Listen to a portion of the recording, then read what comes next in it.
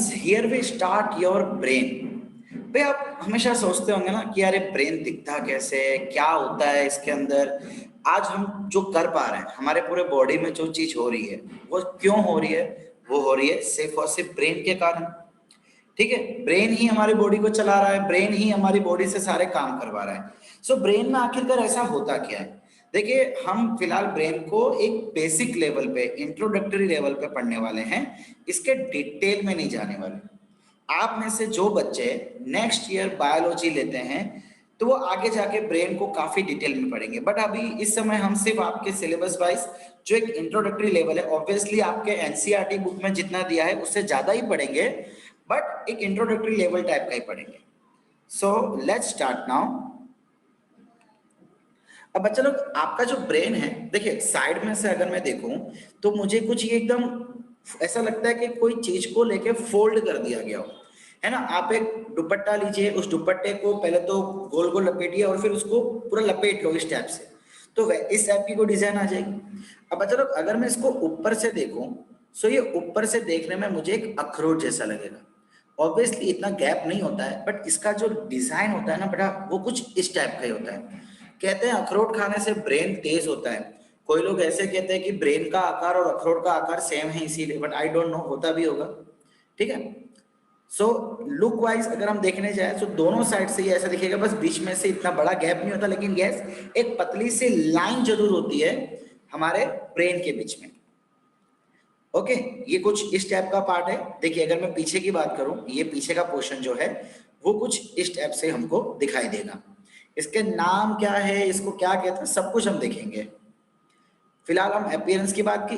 अब भाई आपके ब्रेन के टोटली 3 पार्ट्स होते हैं। आपका जो पूरा ब्रेन है ना, वो 3 पार्ट्स में डिवाइड किया हुआ है। पहला पार्ट जो सबसे बड़ा है, जिसे हम कहते हैं फोर ब्रेन। ये जो आपको पार्ट दिख रहा है ना, ग्रीनिश पार्ट या येलोइश पार्ट, उससे हम क्या बोलते हैं? Fore brain. फिर ये छोटा सा जो पिंक पार्ट आपको दिख रहा है, उसे हम कहते हैं मिड ब्रेन। जनरली ये क्या कर रहा है भाई, आपके ब्रेन के एकदम बीच में है, इसलिए इसे मिड ब्रेन कहा गया है। And hind brain. अब हिंड ब्रेन क्या चीज है भाई? हिंड ब्रेन एक, समझ लीजिए, ब्रेन स्टेम है। स्टेम होता है ना झाड़ का स्टेम, वैसे ये ब्रेन स्टेम है जिसके ऊपर पूरा हमारा ब्रेन टिका हुआ है। ठीक है। और ये जो पीछे आप देख रहे हैं ब्लू कलर का झाड़ जैसा, ये भी हिंड ब्रेन का ही एक पार्ट है। अब इन तीनों ही पार्ट्स के अपना अपना एक इंपॉर्टेंस है, अपने अपने इसके एक फंक्शन है। And yes I was saying that कि भाई ये जो पार्ट है ना, इसको हम कहते हैं सेरेबेलम। इसका यूज भी देखेंगे, ये भी हिंड ब्रेन का ही एक पार्ट है। भाई आपके बॉडी में जितने भी एक्शंस हो रहे हैं, कहीं ना कहीं उसके लिए ब्रेन रेस्पॉन्सिबल है। ओके। अब जनरली होता क्या है बच्चा लोग, ये जो आपका फोर ब्रेन है, ये आपके बॉडी के वॉलेंटरी फंक्शंस को कंट्रोल करता है। क्या करेगा ये? Voluntary functions. देखिए, अच्छा, वॉलेंटरी फंक्शंस का मतलब क्या होता है भाई? जैसे कि आप इस समय मेरी आवाज सुन रहे हैं, आपने डिसाइड किया है कि आपको ये वीडियो देखना है या ये लेक्चर अटेंड करना है, तो ये आपका डिसीजन था, या आप खुद सोच रहे, सब चीज हम खुद करते हैं वो। या मान लीजिए कि आपको आज रात को डिनर के लिए किसी होटल में जाना है, तो वो जाना है कि नहीं जाना, वो आपकी मर्जी, वॉलेंटरी है। आपको मम्मी के साथ जाना है कि भाई के साथ जाना है, या आपका डिसीजन होगा, तो ये वॉलेंटरी एक्शन। मतलब ऐसे एक्शन जो हम हमारी सोच समझ से करते हैं, that is called voluntary action. और जो मिड ब्रेन और हिंड ब्रेन है, ये आपके बॉडी के इनवॉलेंटरी फंक्शंस को कंट्रोल करता है। इनवॉलेंटरी फंक्शंस, बच्चा लोग, इनवॉलेंटरी फंक्शंस दो तरीके के होते हैं। ऑब्वियसली दोनों ही फंक्शंस में आपके ब्रेन का कोई कंट्रोल नहीं होता। ठीक है। अब एक तरह के इनवॉलेंटरी फंक्शन होते हैं, जैसे कि डाइजेशन, ब्रीथिंग, भूख लगना। ये जो प्रोसेसेस है बच्चा लोग, इसमें आपको भी कंट्रोल नहीं है। आपकी किडनी जो यूरिन सिक्रेट करती है, आपके मुंह में से जो सलाइवा निकल रहा है, ये सब इनवॉलेंटरी एक्शन है। इसमें आपके ब्रेन का कोई कंट्रोल नहीं है। आई मीन ब्रेन कंट्रोल है, बट वो इनवॉलेंटरी फंक्शन कंट्रोल करते हैं। मतलब इसमें आप सोच नहीं सकते कि चलो मेरे को अभी सलाइवा निकालना है, अभी नहीं निकालना, ऐसा सोच नहीं सकते। हो जाता है अपने आप। भाई आपने खाना खा लिया, आप चाहते हो कि काश मेरा ये खाना 4 दिन तक डाइजेस्ट ना हो, तो मुझे 4 दिन तक कुछ खाने की जरूरत नहीं पड़ेगी, तो 4 दिन के मेरे पैसे बच जाएंगे। लेकिन ऐसा पॉसिबल है ही नहीं। हमारे सोचने या ना सोचने से खाना डाइजेस्ट होगा कि नहीं होगा उससे कोई फर्क ही नहीं पड़ता। ठीक है, खाना कितनी देर में डाइजेस्ट होगा, किस तरीके से डाइजेस्ट होगा, हाँ उसका कंट्रोलेशन हमारा मिड ब्रेन और हिंड ब्रेन मिलकर करते हैं। और कुछ इनवॉलंटरी एक्शंस ऐसे होते हैं जैसे कि रिफ्लेक्स आर्क हमने देखा था कि भाई गर्म लगने पे तुरंत हमारा हाथ हट जाना। सो ये दोनों ही चीज ऐसे हैं जिसमें हमारा कंट्रोल नहीं है, और इस टाइप के सभी फंक्शंस हिंड ब्रेन और मिड ब्रेन मिलके करते हैं। ओके, तो चलिए अब देख लेते हैं कि ये जो आपके 3 पार्ट्स है ब्रेन के, इसके अंदर और कौन कौन से सब पार्ट्स होते हैं, क्या उनका फंक्शन रहता है। ओके, सबसे पहले हम बात करेंगे आपके फोर ब्रेन की। तो बच्चों लोग ये जो मेन पार्ट है जो सारा काम कर रहा है, जिसको हमको ऐसा लग रहा है कि मान लो फोल्ड करके बस रख दिया गया है, इसे हम कहते हैं सेरेब्रम। व्हाट कैन वी से इट, सेरेब्रम। एंड ये जो आपके बीच में है, देखिए ये जो सेंटर पार्ट है ना, जहां पे आपको ये हाथ दिखाई दे रहा होगा, है ना, उसके अंदर हम उसके भी अलग अलग पार्ट्स लेते हैं भाई। जैसे कि इनर मोस्ट पार्ट जो ये एक काइंड ऑफ एग शेप है ना, एग्जैक्टली एग शेप नहीं है but kind of egg shape, उसको हम कहते हैं थैलेमस। मतलब थैलेमस जो है एक ग्रीक वर्ड है जिसका मतलब होता है अंदरूनी। तो भाई आपके फोर ब्रेन के अंदर भी एक बाहर का ब्रेन है और एक अंदर का ब्रेन है। सो अंदर वाले को नाम दे दिया गया है थैलेमस। एंड आप देख सकते हैं उस थैलेमस के नीचे, मतलब ये पार्ट, ठीक है, ये जो एग शेप है इसे हम थैलेमस कहते हैं, एंड ये वाला जो शेप है इसे हम कहते हैं hypothalamus. What we call it, hypothalamus. बच्चा लोग हाइपो का मतलब होता है नीचे का। हाइपो मतलब एक ग्रीक, अगेन एक ग्रीक वर्ड है, ग्रीक में हाइपो का मतलब होता है नीचे।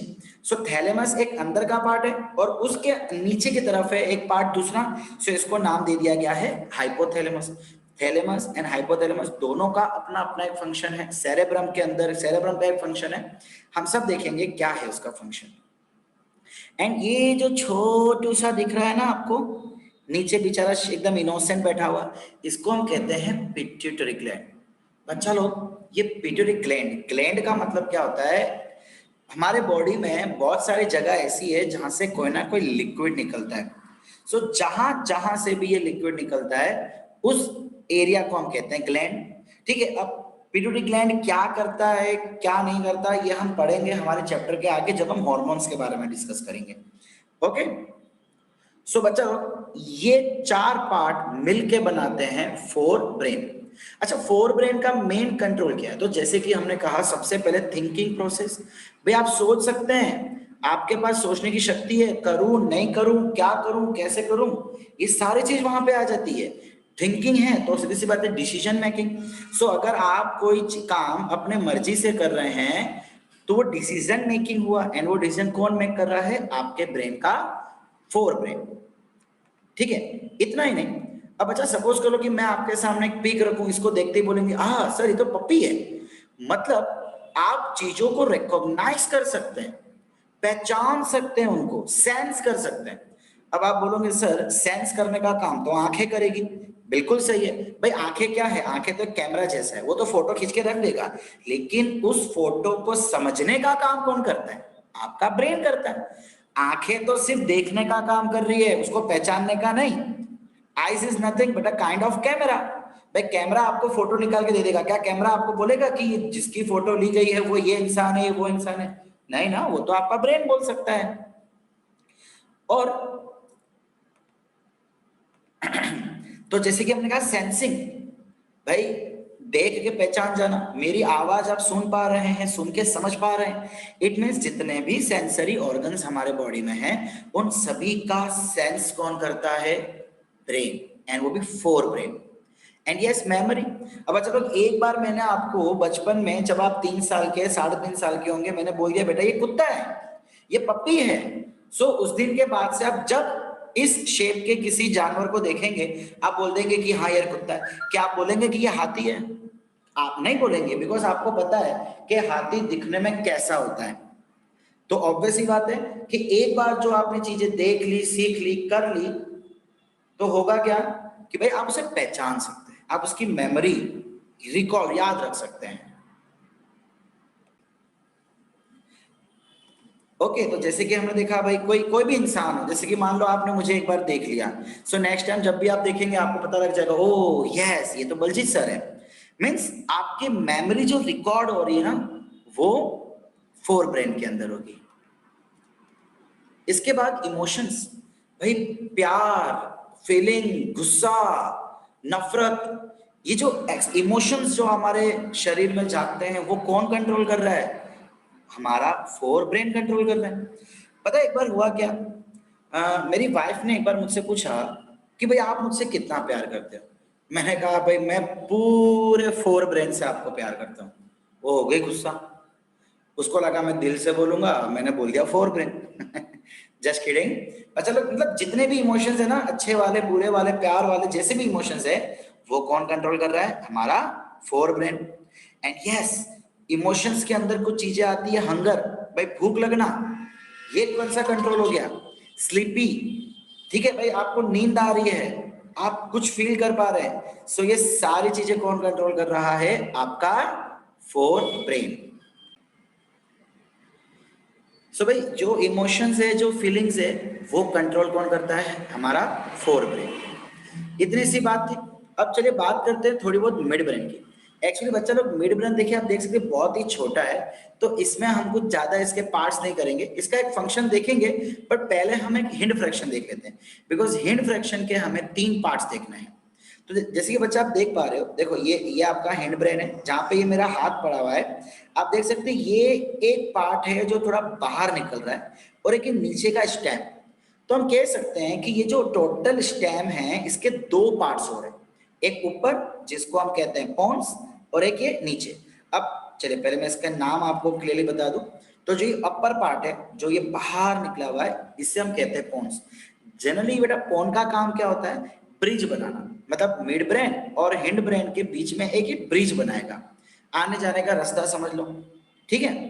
एंड जो ये निचला पार्ट है, ये है medulla oblongata. What we call it? Medulla oblongata. अब बच्चा लोग देखिए, इस बार आपके बहुत से नवे नवे वर्ड्स हैं। ये नाम जो है किसी ना किसी साइंटिस्ट ने, किसी ना किसी इंसान ने दिए गए, हमें उस नाम को बस याद रखना है। जैसे आपने मेरा नाम याद रखा बलजीत, मैंने आपका नाम याद रखा, वैसे आपको बस इन चीजों के नाम याद रखने। अब इनके फंक्शंस क्या है वो भी हम देखते हैं। एंड बच्चा ये जो पार्ट आप देख रहे हो ना, ये साइड में जिसको थोड़ा डार्क हमने कर दिया है, जहां पे आपको लग रहा है कुछ झाड़ अंदर बने हुए हैं, उसे हम कहते हैं सेरेबेलम। इन सभी का अपना एक जरूरी यूसेज है, ठीक है। चलिए देखें किसका क्या फंक्शन है।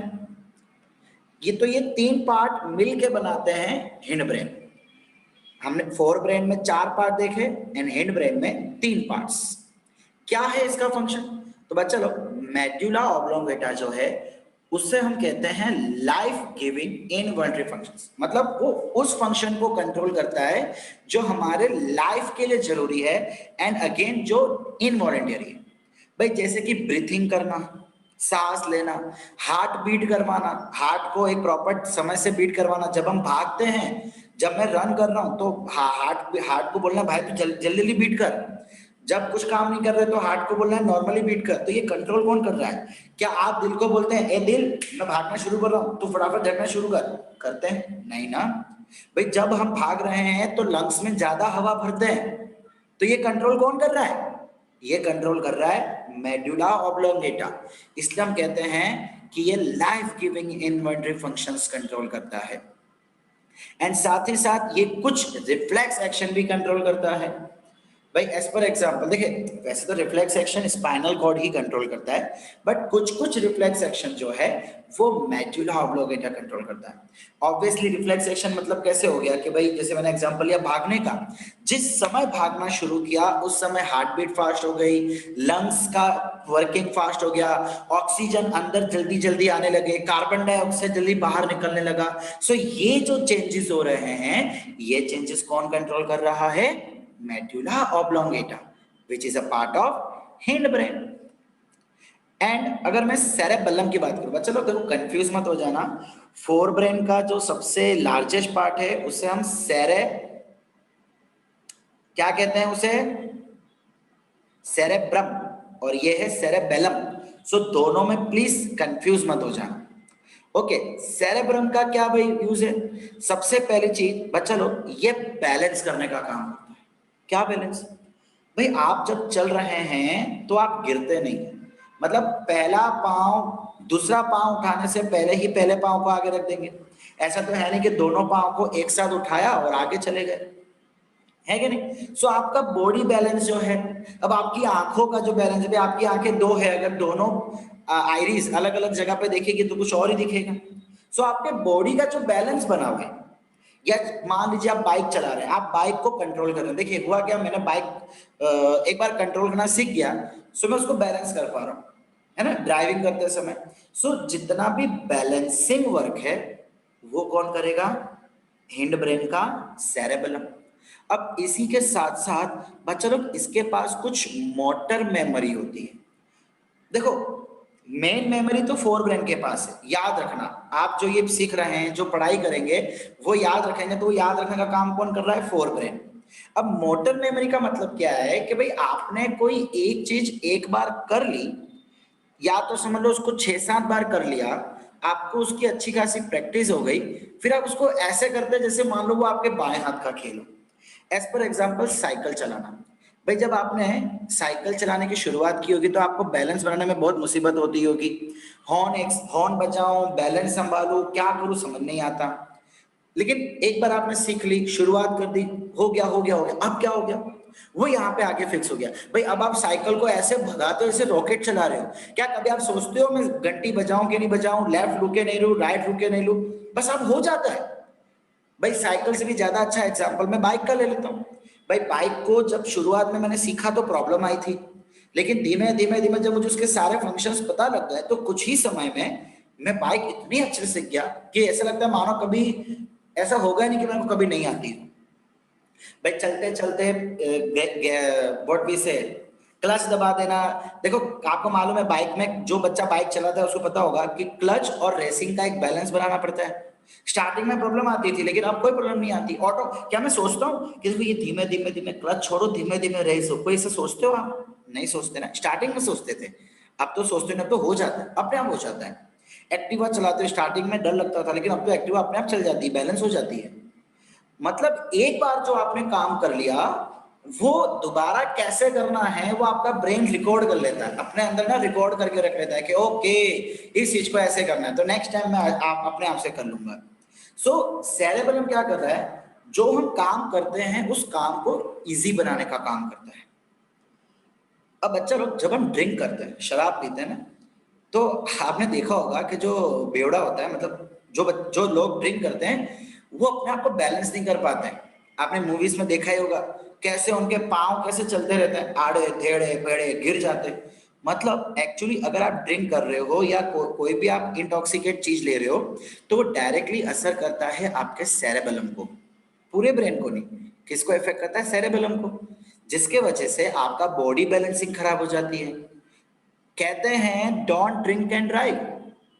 भाई मेरे को चीजें आती, मेरे को बाइक चलाने आती है, लेकिन तकलीफ ये हुआ कि शराब पीने पे मेरा सेरेबेलम बिना काम का हो गया कुछ समय के लिए। तो जो मोटरसाइकिल है, जो मेरे को बहुत अच्छे से चलाने आती है, मैं उसके फंक्शंस भूल गया, वो कंट्रोल ही नहीं कर पा रहा, उसको समझ ही नहीं आ रहा क्या करूं। ठीक है, सो अगर आप ड्रिंक विंक करते हैं तो डायरेक्टली असर कहाँ होता है उसका? सेरेबेलम पे। सो ये सारी चीजें थी आपके हिंड ब्रेन की, 3 पार्ट्स एंड उनके यूसेज। पॉन्स का यूज मैंने आपको स्टार्टिंग में बता दिया कि वो मेनली ब्रिज बनाने का काम करता है, यहां से वहां लेन देन का काम करता है। ओके, अब थोड़ी सी, ज्यादा नहीं, थोड़ी सी बात कर लेते हैं बच्चा मिड ब्रेन की।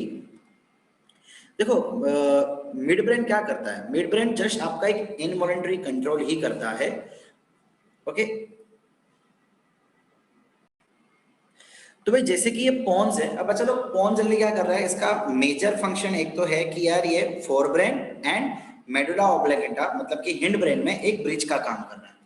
अब दूसरा चीज, भाई ये है तो हिंड ब्रेन का एक पार्ट, तो ये कुछ इनवॉलंटरी एक्शंस ही कंट्रोल करेगा। भाई एग्जांपल के तौर पे आपको नींद आ रही है, सो नींद आने पे आपके कौन से बॉडी फंक्शंस को रोकना है, कौन से बॉडी फंक्शंस को चलाए रखना है, ये कंट्रोल कौन कर रहा है? पॉन्स। फिर दूसरा बच्चा, पता है आपको सपने आते हैं, आप कई बार सपने आने पे कुछ हरकतें करते हैं, सो उसका कंट्रोलेशन भी कौन करता है? पोन्स। एंड ऑब्वियसली आपके जो फेशियल एक्सप्रेशन है, भाई हमें कुछ अच्छे लगते तो हम हंस देते हैं, कुछ चीज खराब लगती तो मुंह चढ़ा के बैठ जाते हैं, गुस्सा होने का एक्सप्रेशन, कई बार हम फेशियल एक्सप्रेशन देख के बता देते कि बंदा क्या सोच रहा है, तो वो फेशियल एक्सप्रेशन भी कंट्रोल कौन कर रहा है? पोन्स। ठीक है, तो अल्टीमेटली पोन्स जितने भी फंक्शन कर रहा है वो इनवॉलंटरी फंक्शन ही कर रहा है। ओके, अब भाई मिड ब्रेन की बात करें तो mid brain again involuntary action करता है। तो वो कैसे इनवॉलंटरी एक्शन? भाई जैसे सपोज करिए आपने बहुत सारा मीठा खा लिया। देखिए आपको पता है कि आपके बॉडी में से पैंक्रियास एक ऐसी चीज है जहां से इंसुलिन निकलता है जो कि आपके शुगर लेवल को कंट्रोल करता है। सो वो कब छोड़ना है कब नहीं छोड़ना वो कैसे कंट्रोल होगा? ऑब्वियसली वो हार्मोनल चीजें होती है, बट वो कंट्रोलेशन कहां से होता है? मिड ब्रेन से। अब भाई आपके मिड ब्रेन का एक और यूज भी है, जैसे कि इनवॉलंटरी यूज, जैसे कि पता है हमने देखा था रिफ्लेक्स एक्शन में कि जैसे हमारे आंखों को अंदर प्यूपिल के अंदर रोशनी जाती है, हमारा प्यूपिल ऑटोमेटिकली छोटा हो जाता है। सो ये जो कंट्रोलेशन है ये भी कौन कर पा रहा है? Mid brain. देखिए आपके फिलहाल सिलेबस में ये चीज नहीं है कि कौन सा पार्ट कौन से इनवॉलंटरी एक्शन को कंट्रोल करता है, जस्ट ये है कि हाँ वो इनवॉलंटरी करता है, उसकी एक दो एग्जांपल हमको याद रखते हैं।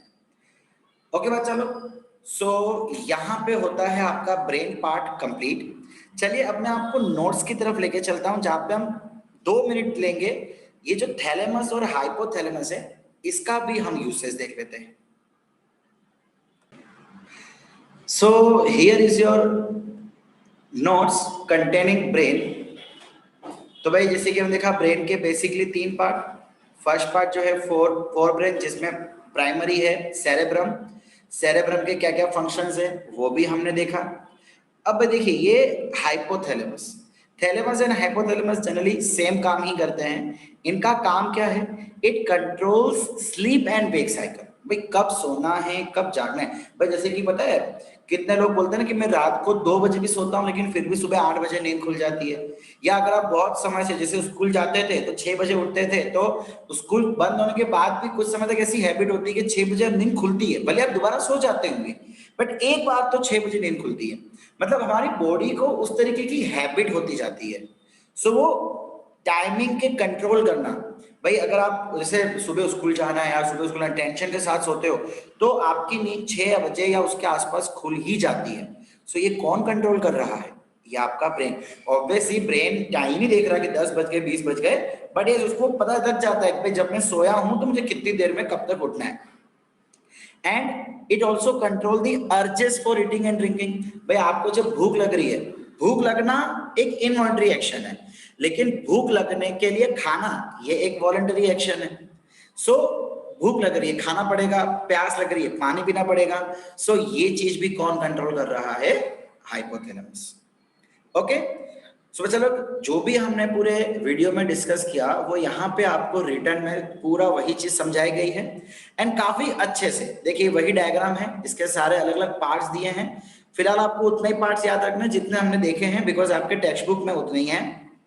दूसरी चीज भाई सभी पार्ट्स के फंक्शन हमने यहाँ पे टेबल फॉर्म में दिए हुए हैं। ओके, एंड ये कुछ क्वेश्चंस हैं आपके टेक्स्ट बुक में से एंड यहाँ पे कंप्लीट होता है आपका 4 वे। अच्छा, रिफ्लेक्स आर्क जैसे कि मैंने स्टार्टिंग में बात की कि भाई स्पाइनल कोड से लेते हुए मतलब सेंसरी नर्व से लेते हुए स्पाइनल कोड से लेते हुए वापस मोटर नर्व, यहाँ तक पूरा जो पाथ बनता है उसे हम कहते हैं रिफ्लेक्स आर्क। ओके बच्चा लोग,